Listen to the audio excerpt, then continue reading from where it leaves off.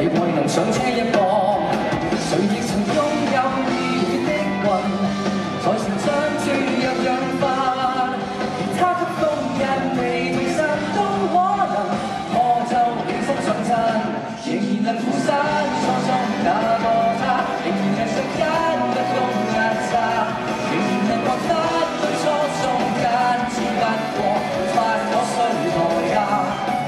成熟了是一種超進化嗎？哪怕還是未進化，我於世故失去放眼世間，抗拒抵抗劣化。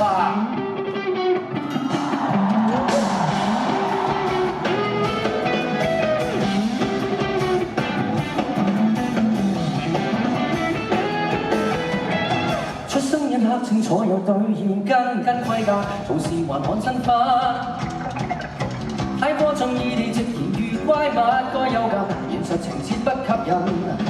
誰亦曾擁有熱血的魂，在成長注入養分，其他給工人被退散都可能，暗裏滿足上陣，仍然能負身初衷那個他，仍然能着緊不公壓榨。